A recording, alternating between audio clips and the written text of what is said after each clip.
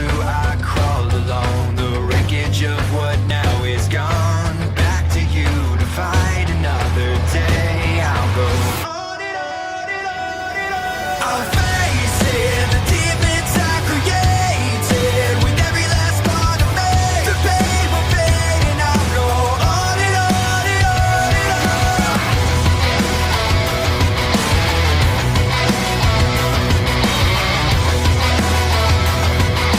Black and blue, I crawl to you.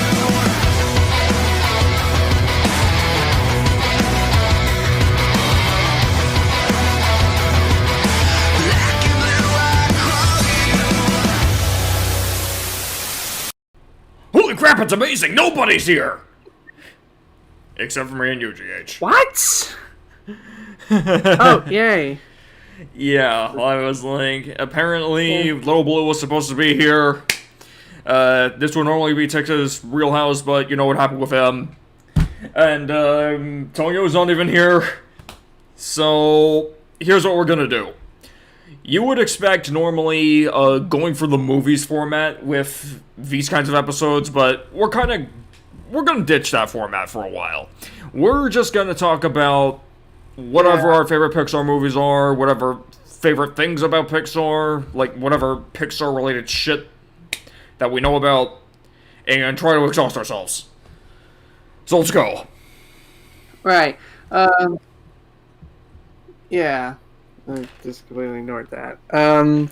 Pixar, it's a Disney now. Yes, it's a Disney. It exists. Favorite Pixar movie, go.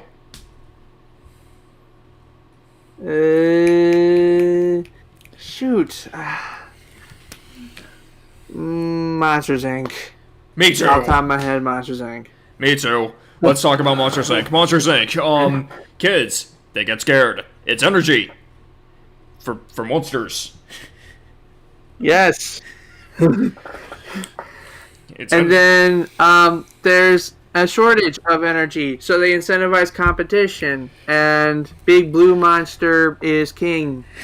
Yes, Big Blue Monster is king. Little Green Monster is sidekick. And, of course, one girl ends up into Universe. Mike hates that she's girl in Universe. And then Big Blue Monster actually cares for little girl. And then they try to, get her to...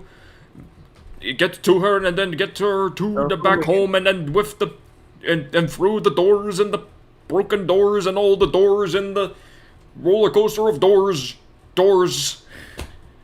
But then the big bad lizard is cooperating with the big bad boss to kidnap the children and extract the screams so that they don't have to have scares anymore. Yes, they don't have to have scares anymore. So they get banished to the place with the abominable snowman with the snow cones that are yellow and shit. They're lemon. Yes.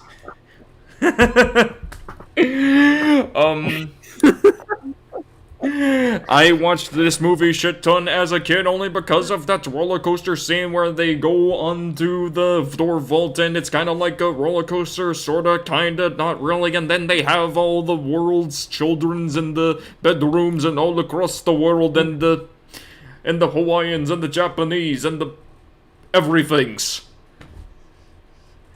Meanwhile, there's big scientific breakthrough that the laughter is not only a substitute for screams, but it's also 10 times more powerful. Yes, and then the conflict is resolved, and then we have this laugh world where everything is powered by the comedics, and then 20 years later we get this sort of spin-off show where we learn about the laughs and the mimetics and the hilarious with a new guy. But in between all of that, we get this prequel movie where they go to college. Yes, they go to college. They go to college. They have college things. They do college shit. I've only seen this movie once, so I don't remember shit. Same with me, but I felt bad for the lizard because before he was the big bad lizard, he was the really nice, friendly, nerdy lizard, and people didn't like him because he was a nice, friendly, nerdy lizard. Yes, and what are our favorite things about Pixar? Well, the Easter eggs. At the end of the corn movie, we get to see the theater with all the other corn movie. Toy Car, Bug Car, Toy Car 2, Monster Car, Fish Car. Wait, Toy Car 2? I remember seeing a Toy Car 2. Yes, but overall, in that scene, though, I'm just trying to make fucking jokes, and in that scene, they have a Toy Story, A Bug's Life, Monsters Inc. I don't think they've shown Finding Nemo. Oh, I remember the connecting thing of all of them. They all had one character that was voiced by that one guy. And then that one guy voiced in the truck is voiced by the same guy. Yes. They're just using the same actor over and over. Yes. The pig is also the Abominable Snowman. He's also the circus director. He's also Mac, the truck. Yes, there's also Mac, the truck, and then there's the freaking, some other fish in Finding Nemo. Who does John Ratzenberger do in Finding Nemo? I don't remember. Oof. I'll Google it. Alright, let's wait for him Yeah, to happy Google it. Google, I'm using your search sites. John Ratzenberger, Finding Nemo. Damn it. Hang on. I gotta look through his friggin' filmography. What the hell? Wait, he has a website? John Ratzenberger has a website? Yes, he has a goddamn website. Does everybody have a website? Do I have a website? Does Toy have a website? Does God have a website? Well, like, I mean, you're on Encyclopedia Dramatica, but I don't think that counts. Yeah, I don't think that counts either. Oh, here we go. In Finding Nemo, he plays the school of fish that make the pictures. You know, will somebody please give me directions? Blah blah blah, me blah blah blah blah me. Oh, and he also plays one of the crabs. Oh, I remember that. Yeah. To that direction. Yeah. When you come to the trend, swim through it, not over it. Yes. Alright, so should we talk about the history? History 101 for Pixar. Sure. Graphics Group, Lucasfilm. Steve Jobs buys it. Pixar. Everything. New company. Luxo Jr. Innovative Shorts. Tin Toy. Another Toy Story predecessor. Knick Knack. No fucking Knick Knack. Breast reduction. Breast reduction. What was another short? I don't even remember. Disney. Breast reduction? Breast reduction, yeah. What happened with Knick Knack was, in the original version, the mermaid had these big-ass bohogies, and then John Lasseter decided, hey, the kids are going to the theater, so they have to, reduce the boobs for when it was shown in front of Finding Nemo, and rightfully so. Hey, they think kids are gonna be put off by big hungalahogs, like major hungalanganagungas. Like, they think kids are gonna be put off by that. Yeah, especially when, in the movie after Finding Nemo, The Incredibles, Helen Parr has probably one of the biggest ass bunkadunks in all of animation. Mm-hmm. Dunks in all of animation, and I already talked about that, so back to the history. These guys, they wants to make the first ever computer animated motion picture, and then and in the meantime, they make this software for Disney called CAPS. They make this CAP software, and what do you know? Disney uses it to good effect in the Renaissance films. You can go look at those on the other episode about the Disney animated films. And then Disney went into a deal with Pixar to make their first movie ever, Toy Story. And apparently Woody was a jerk in the old draft, and then they have to rework it and rework it and rework it and rework it until they made one of the greatest animated films of all times, and it was amazing, everyone loved it, and the glorious, and the boom boom boom boom, and then Pixar wants to make more movies, and then Disney signs them up for more movies, and then we get The Bugs Life, which is supposed to be the real ants. Looking at you, DreamWorks. And then they have to make a sequel in literally 10 months. And everyone got the carpal tunnel syndrome, but no one cares about that anymore because Toy Story 2 turned out to be even better than the original Toy Story. And then everyone loves Pixar even more, and then they have to go and make the monster movie because Pete Docter wants to make another movie, and John Lasseter is tired of making the movies, and then this Pete Docter guy makes the Monsters, Inc., and then everyone loves that movie too, even more than the rest. Today. And then they make a ocean movie with the fishies, and the Nemos, and the Marlins, and the Dories, and the... whoever her name is.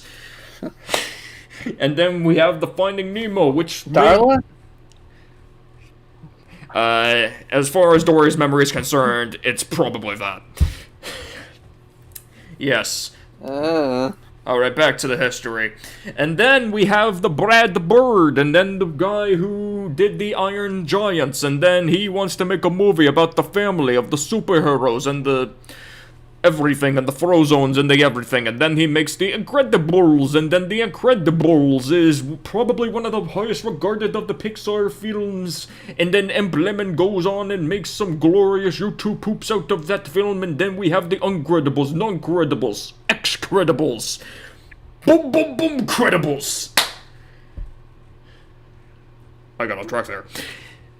And then John Lasseter goes back to the chair, and then we get the car movie, and then we have about the McQueer and the Radiator Springs and the 2 meter. And then the Lightning McQueen learns to fucking appreciate the everyday life of everything. And then we have like not as good as the others, but it sure sells the toy cars. But then we have Ratatouille. Brad Bird comes back, and then he does the rat, and then he does the linguine, and then he does the frickin', hair thing where he frickin' controls him like a puppet, and then he does the thing to impress the critic, and then everyone liked that movie too. Pixar's backing down, baby, and then we have the WALL-E, the space one, the one with the Axiom, the one with the fat-ass fucking nematodes.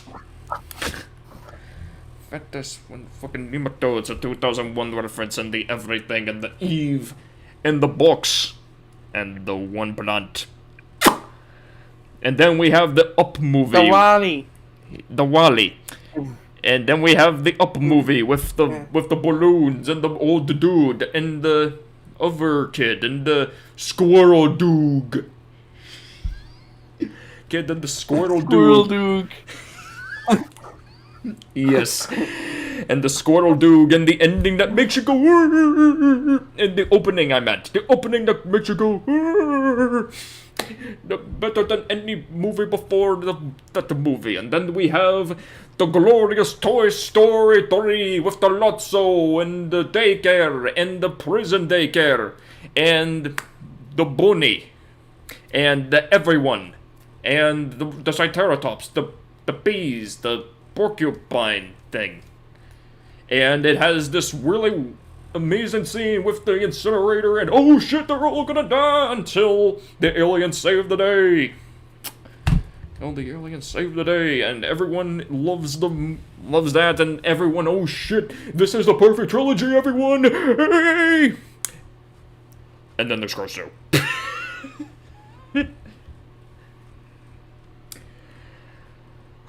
pistachio ice cream. No, wasabi. Samo wasabi. Yes. We don't really talk about Cars 2, and we don't really talk about Brave either, except for this one thing. Well, I went to the movie theater, and I wanted to see the movie Brave, and then apparently I don't really remember shit from that movie. And we already kind of talked about the Monsters University at the beginning of the episode, and then we have the Inside Out with the emotions and everything. With the emotions. Emotions. Yes, and surprisingly enough, I haven't even seen that movie, and I need to. Oof. All I know is they changed some stuff. Yeah. Alright, and then there's The Good Dinosaur, which is supposed to be, ooh, what if the frickin' asteroid didn't hit? And then we have a mediocre movie after that. And then there's... Yeah. Alright, wait. Is there something between The Good Dinosaur and Cars 3? Better look that up. I don't know. I remember, I know Toy Story 4 is later, but I don't know what else there is. Alright, apparently, there's the Finding Dory, the sequel to the Nemo, about the Dory. And then there's the Cars 3. Yeah. The more serious Cars 3, and then there's the Day of the Dead movie. New generation.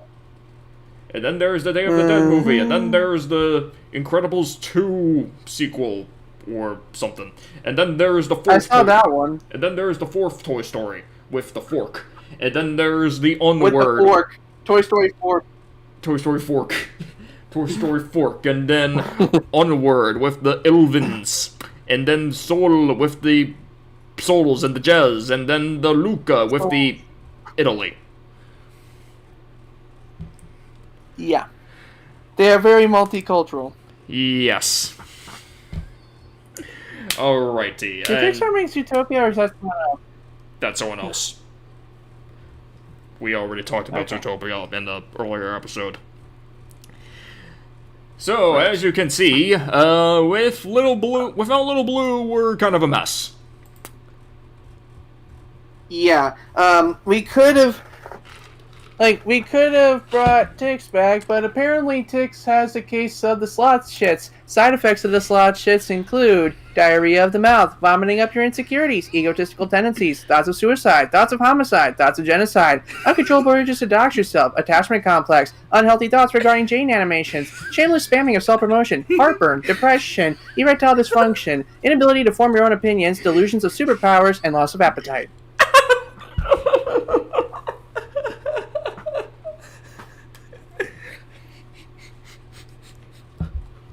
Oh my Bit of a mouthful, God. isn't it? Yeah, that's a bit of a mouthful. Alright. Alright, but let's get serious and talk about Easter eggs. Let's talk about the Pizza Planet trucks and the shit. Pizza Planet! Okay. Yes. And then there you have the trailer, both in Toy Story 2 and Monsters, Inc. You have that, and apparently the Pizza Planet truck's not in The Incredibles. Like, let's look up Pixar Easter eggs articles so we don't die. There's one I remember.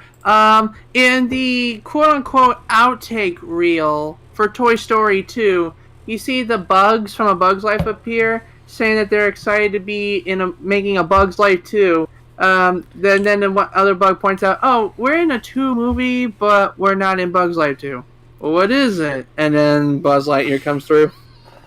Yeah. Alright. That was one of my favorites. Yep. 45 Easter eggs that probably went straight over your head. We gotta see it. Because we're gonna die. Yeah. I also remember the dinosaur from Toy Story being in Monsters, Inc. in the bloopers. Yep.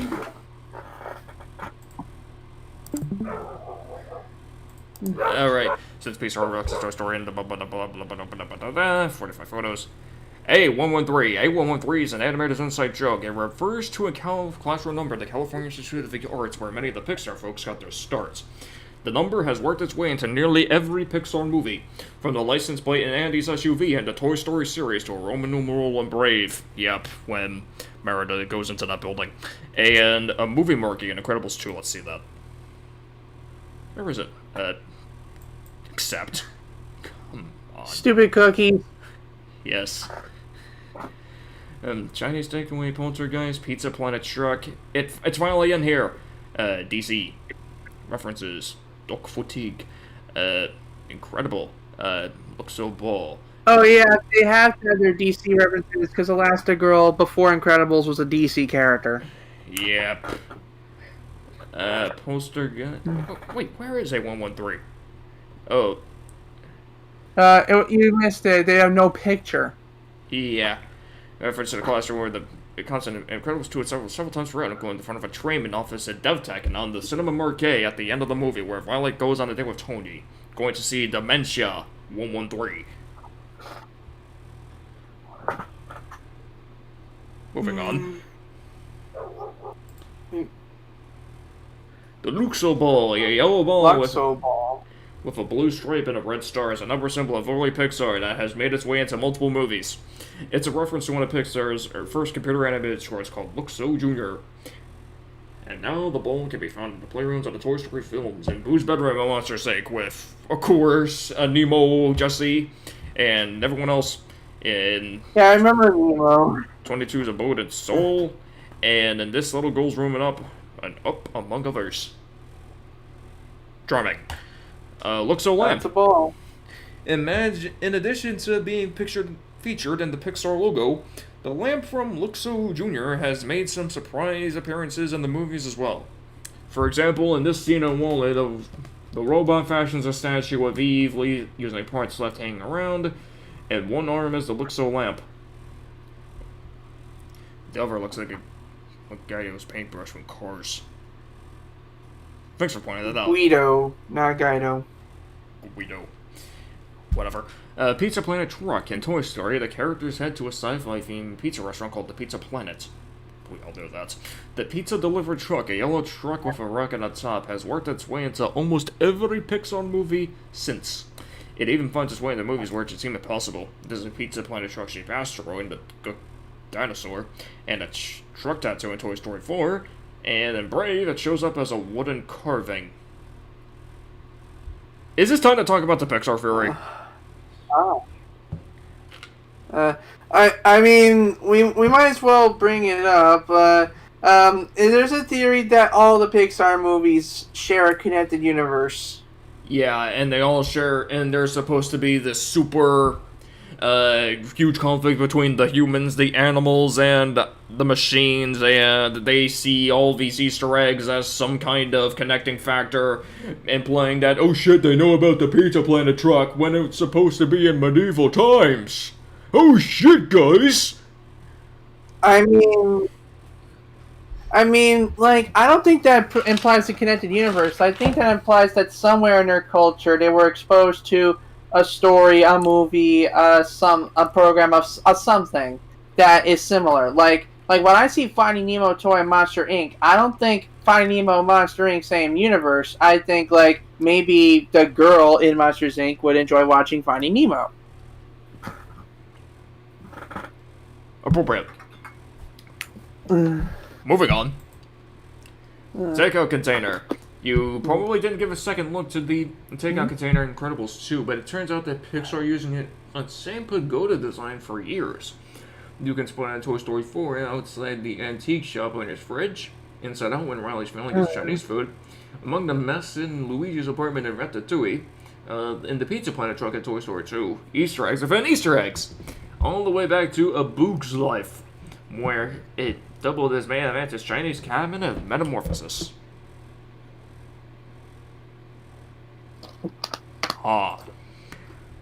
Donald Duke. Oh! Nope, next. Intelligent Soul, and oh shit. So many references, look at them all. Souls, gorgeous hole of everything, has, as its name Got it. suggests, most of the regular Easter eggs. A Pizza Planet truck parked in front of the big airplane. The Luxo lamp talking to one of the new souls. And the 81113. Ferris wheel. One of the last Pixar films. Is that the Ferris wheel for Toy Story 4? But it's more fun to spot the wall of soul-specific Easter eggs that decorate the wall of 22's room. The area is papered with 22's prior mentors, and there are some big names in there, like musician Johnny Cash, scientist Albert Einstein, and comics legend Jack Kirby. But there are some other Disney Pixar show-totes, like animator Joe Grant, left circle, and Joe Ramp, center circle, a Pixar animator who co-directed Cars and was the voice of Heimlich in The Bug's Life. Thanks, contributions to the thumbnail. Thanks. Contribution to the thumbnail. When brothers Barley and Ine and Lightfoot embark on their fantastical quest in Onward, their journey starts where most great adventures do, at the Manticore's Tavern. Adventures do, having been transformed into a bustling family restaurant through a foreigner quarry, running around expediting and fixing orders. The tavern and its setup makes it easy to miss the fact that the cook in the open kitchen looks like a heck of a lot like Remy from Ratatouille. Lucky Diners! Hey, all this teaches me is that Chuck E. Cheese's would probably be a better place to bring your kids if Chucky was in the back cooking the pizzas. Yep. Toy Story 4 Easter eggs. In addition to the Pizza Planet truck tattoo, it's on the carnival worker's leg. And the takeout container. In Toy Story 4, you can spot loads of Easter eggs in the antique store. Keep a lookout for the Casey Jr. box again, a nod to A Bug's Life, a vintage effort triple dent gum from Inside Out, a cameo of Ups Doog in the painting of Doogs playing poker. But our favorite Easter egg is at the carnival. You can spot what looks like Ernesto's guitar from Coco, hanging in the back as one of the prizes in Ducky and Bunny's game.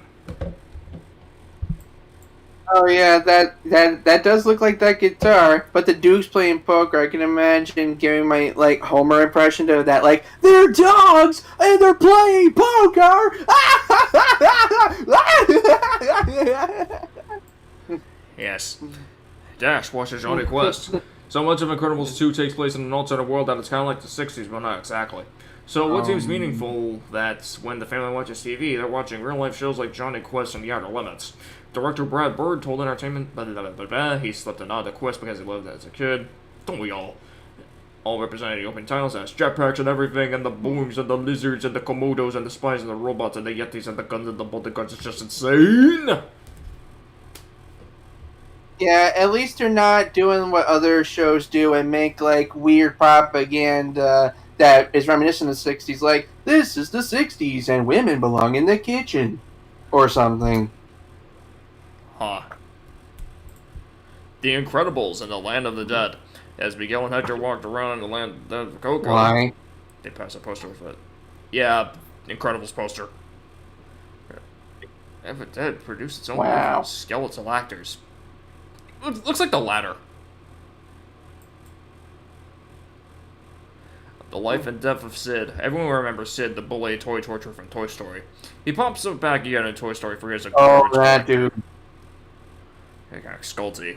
But is that him again in the Land of Dead and Coco? Looks like it. We see. Oh my god. Like a garbage collector. He looks like a musician. Oh, wait. Wait, the right one is the garbage collector. The left one is the Land of the Dead, right? Yeah, because this... Yeah. I'd expect Sid to be that kind of dude when he grew up. Anyway. Alright, next. In Cars 3, Lightning McQueen goes Oh up my against God. some new racers, including number 31, Cam Spinner. Spinner has a famous sponsor, Triple Dent Gum. The gum of a dingle so catchy no one can stop singing it inside out. You can even see the gum logo in the toy version of Cam Spinner. If you ever wonder why cars can chew gum, apparently they can. The gum that blows up in your head and not in your hand. Yeah. Riley and Finding Dory. She's almost as hard as far as a camouflaged octopus, but Riley, from inside out, is one of the aquarium visitors gazing into Dory's tank and Finding Dory. And judging by the expression on her face, it looks like Joy is at the controls. Hey, who wouldn't be joyed to see a fish that's voiced by Ellen DeGeneres? Yes. Andrew Stanton, the director of Finding Dory, claims that heck is actually hidden everywhere. Pixar movie, well, you can't tell because it's camouflaged. Don't spend too much time trying to figure out if he's telling the truth. He's clearly just bullshitting. Oh my god. Like, is he... He's Randall? He's like the Septipus version of Randall? Pretty much. There he is. There he is, however, hiding out in the Good Dinosaur. In a scene where Arlo is knocked into a pool and learns to swim, Hank is way down on the bottom, just relaxing. Oh wait, where is it? Good Dinosaur. In a scene where Arlo is knocked out... With all the Easter eggs that... Go ahead. Well, at least the episode is being padded out. Yeah, I imagine, like, with all the Easter eggs that they have in all the different movies, like...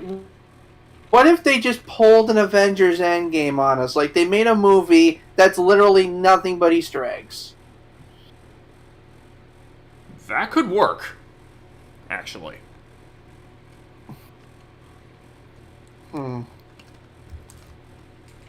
Yeesh. And in fact, the thumbnail It could is work, kind of like but, that. like, people might not understand it unless they grew up with this stuff. Alright. Let's relaxing. Hey, what's next? Alright. Forrest Woodbush in Inside Out. In The Good Dinosaur, Arlo comes across a hatchway strike called Forrest Woodbush. If Forrest looks familiar, it's because he resembles a roadside dinosaur. Attraction, Riley family stopped out and photographed. As seen in one of the noise memories in Inside Out. See? Easter egg. He's a dinosaur. Yay. Memory orbs, Inside Out. There are lots of little references hiding inside Riley's memory orbs and Inside Out. Viewers have pointed out that Riley's memory of her favorite playground closely resembles the one at Sunnyside Daycare in Toy Story 3. Probably just reading essence. Others have spotted Carl and Ellie from Up, and Riley said orbs, suggesting that she's seen the movie. And yep, it's confirmed. Wait, how do you get sad from Up? The first... Oh, the intro. He hit him Up, and that's why it's sad. Yeah, and this kind of confirms that the Pixar theory is pretty much false, because these things probably just exist as movies in their respective universes.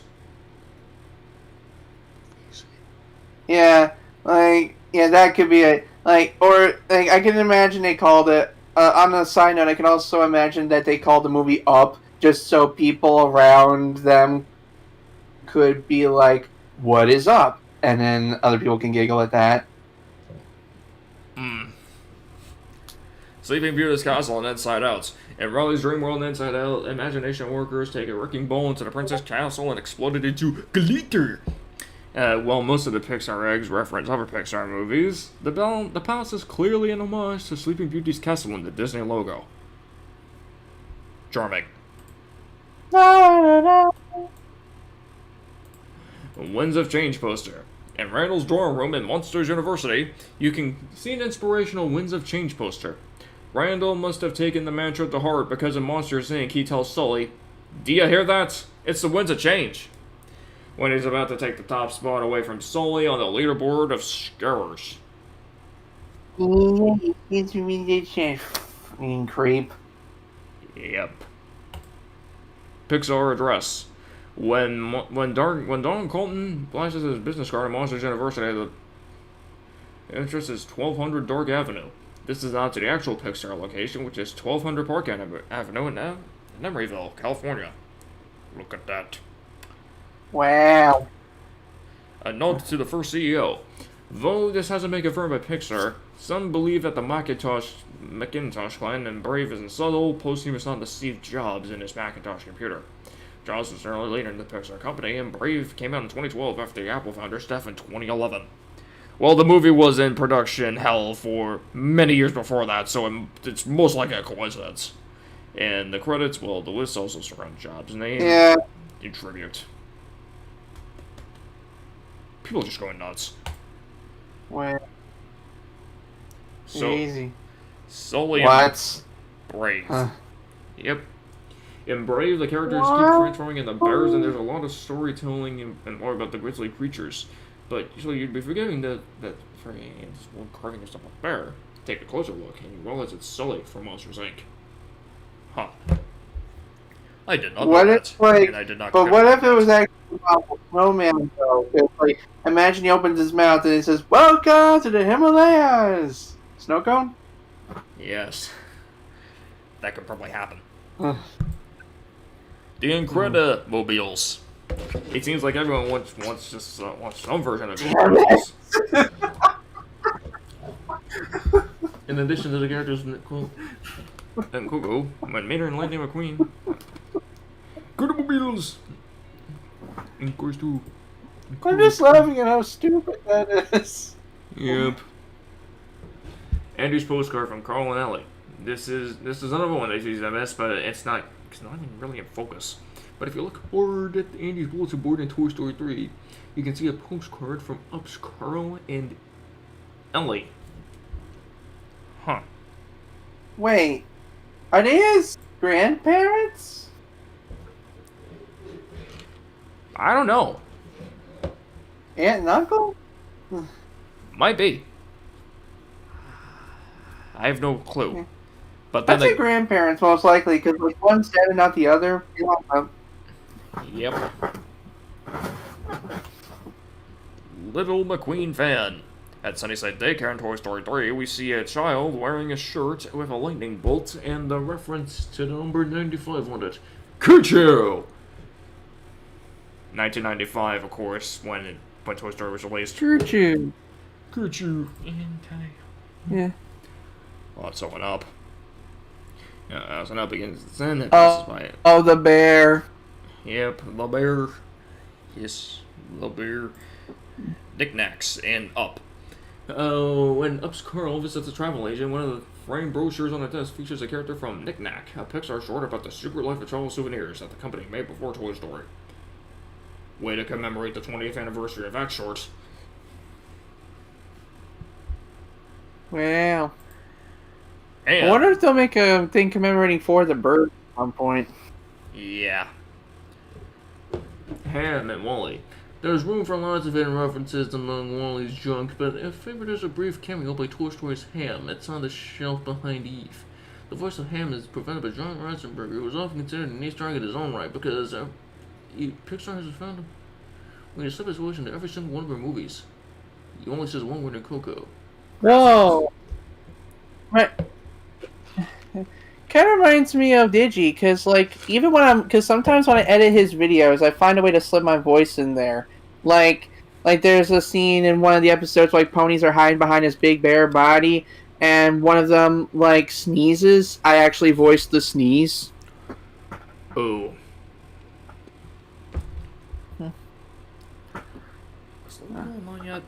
He's not. Is anyone online? I don't know.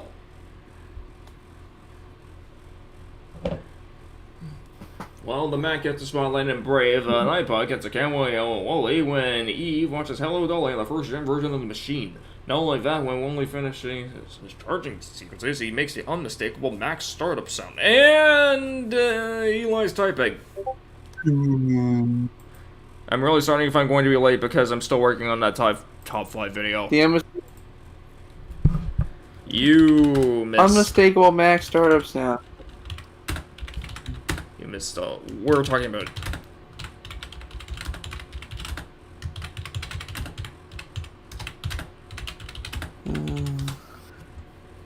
Let's see. So there's a Macintosh computer.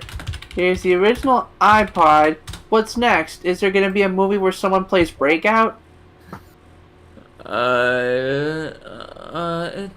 It's fine.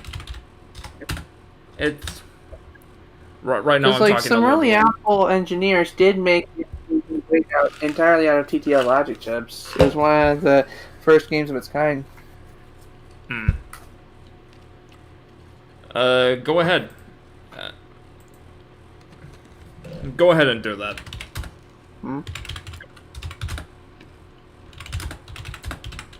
And we can probably start over. We are 40 minutes in. How are we starting over? Well, here's the idea. How about we just tell Eli, hey, what are your thoughts about Pixar? And then go for it.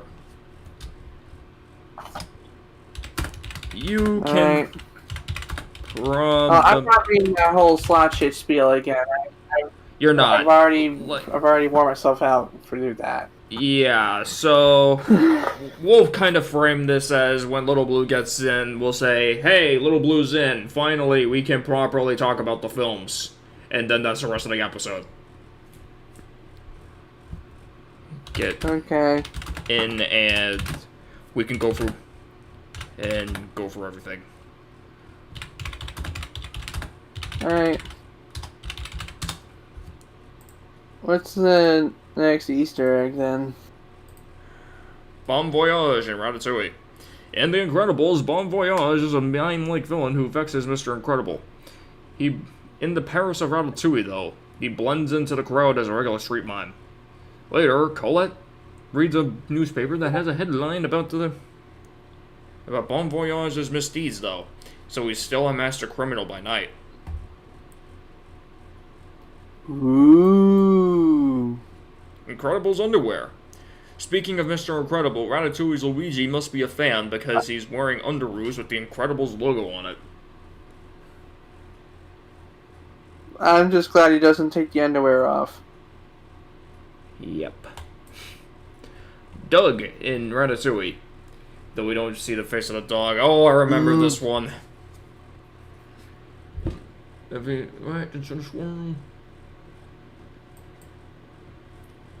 tires. Lightyear tires are a clear reference to Buzz Lightyear. In addition, Dynaco, a gasoline company, is a racing sponsor of cars, as well as the brand of gas station that the toys are stuck in a Toy Story.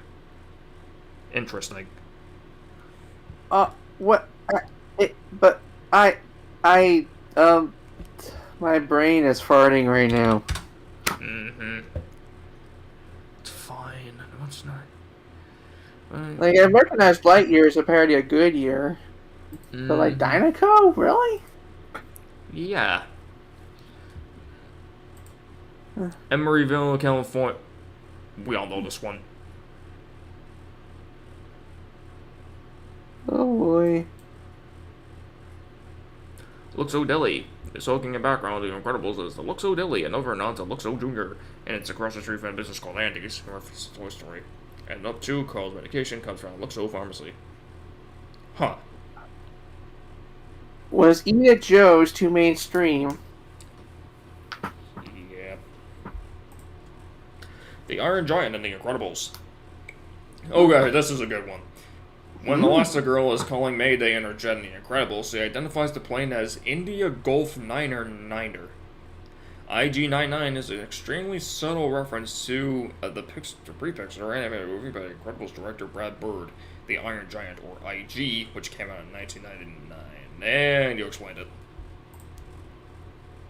Dr. Sherman's toy chest. In Finding Nemo, a visit to Dr. Sherman's scientist dentist office means you can play with a bunch of cool toys in a nautically themed waiting room, including Buzz Lightyear.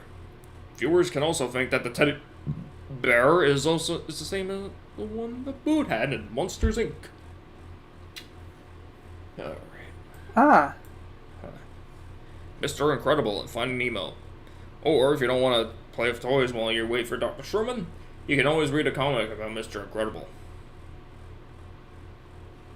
I mean, they could have just easily used an Elastigirl comic. They just had to get a license from DC. Yeah.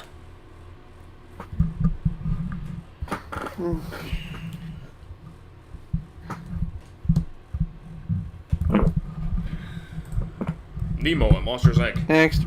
Nemo makes a few appearances in Monsters Inc. before he gets his big debut on Finding Nemo.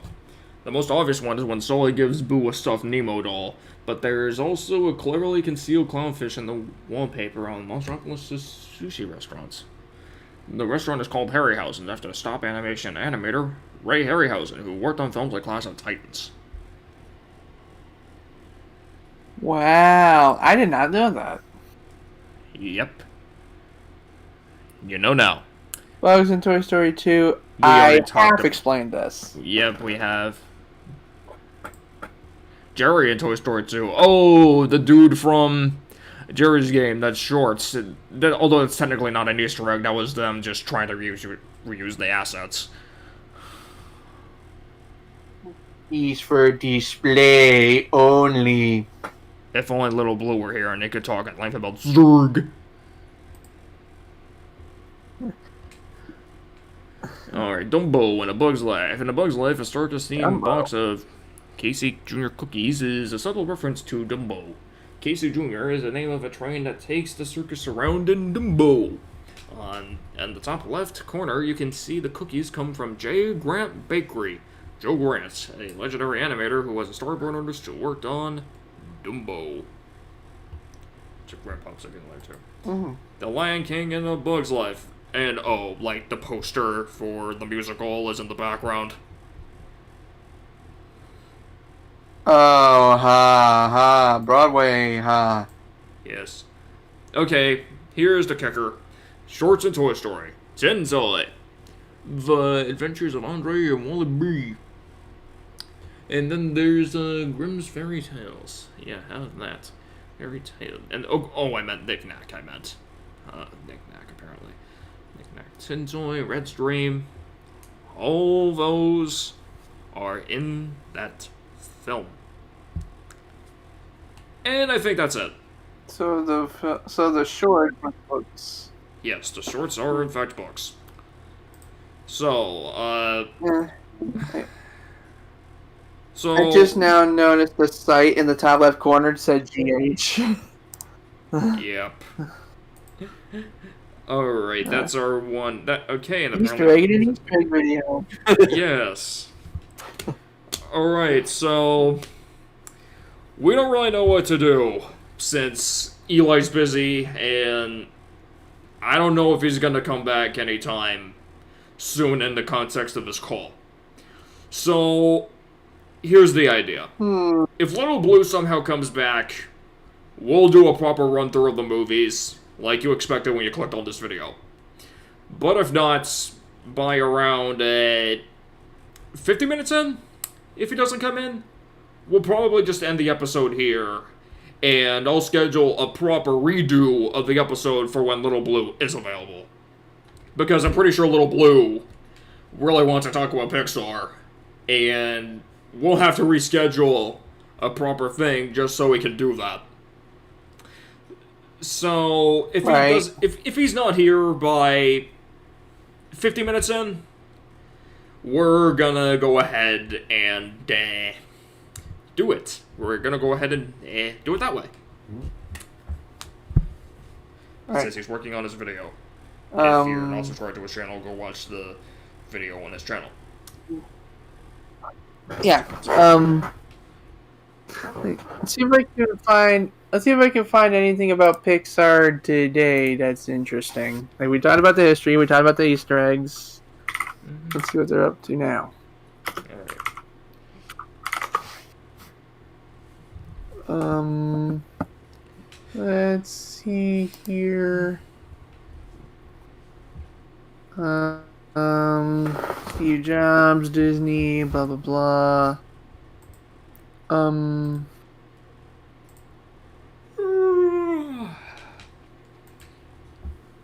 Disney subsidiary.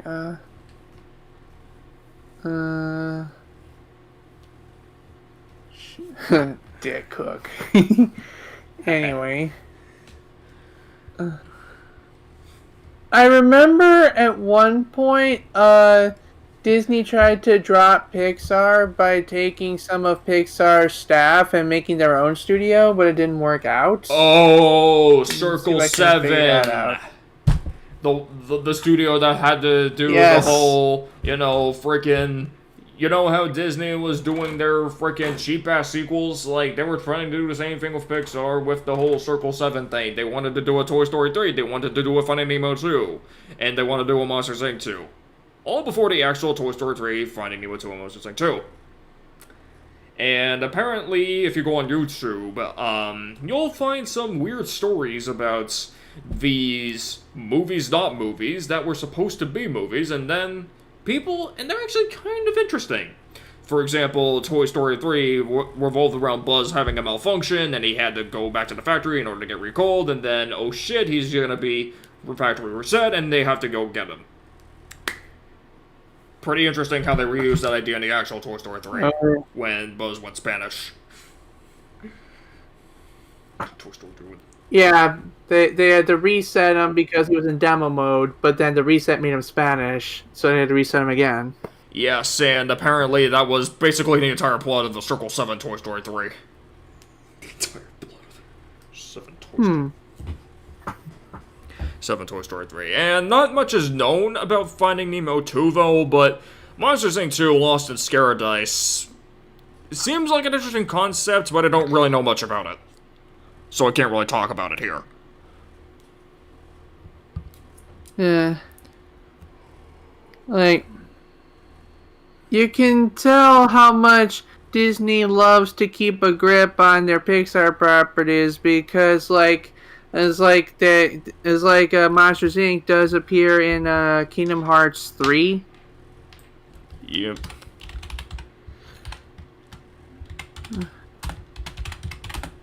Makes me wonder, if they make another Kingdom Hearts game, will it have Star Wars and The Simpsons and Marvel superheroes and maybe some YouTubers? Yeah, at this point, Circle 7 didn't really work out that well, so Bob Iger, when he came in as the CEO of Disney, decided, hey, I gotta buy Pixar, and then the rest is history. So now that's why we have Pixar as a inexplicably Disney thing. For better or for worse. Yeah. Pixar was its own thing that worked with Disney, and now it's Disney. Yep. Alright, so we've hit the 52-minute mark. And Little Blue, as of right now, is straight up offline. So, here's what we're gonna do. We're gonna end this episode here, since it's already been an hour. It's typical length of a SmackDown episode anyway. And then we're gonna schedule a redo episode. A proper episode on Pixar where we go for all the movies, go for our thoughts on them, with Little Blue, hopefully with Tonyo, around sometime in December or November. I'll make it work. So... Right. And I hope that Little Blue doesn't get too mad, because I am gonna do a redo episode. I am gonna do a redo episode with Little Blue, and there you go. That's what to look for. Oh, there's another SmackDown next week. In the meantime, next week. What is that? I better check it. Yeah. While he checks that, I'll let you know that Raw, coming up Monday, more Jackbox 8s, because we reserved a whole block for this, apparently. Yep, and one sec.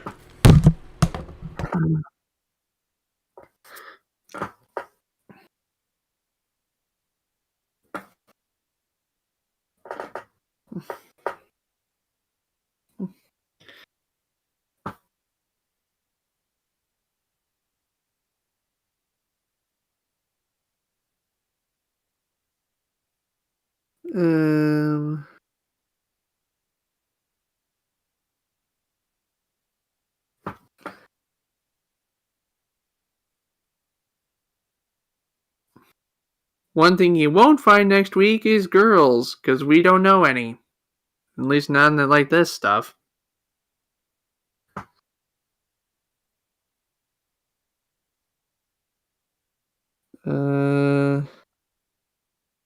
finally found a schedule, and the next SmackDown is about Halloween and our experiences with Halloween. This is Halloween. This is Halloween. Halloween. Halloween. Halloween. Halloween. And, oh right, there's a Taboo Tuesday on November 2nd. So, now that you know what to look forward to, bye-bye.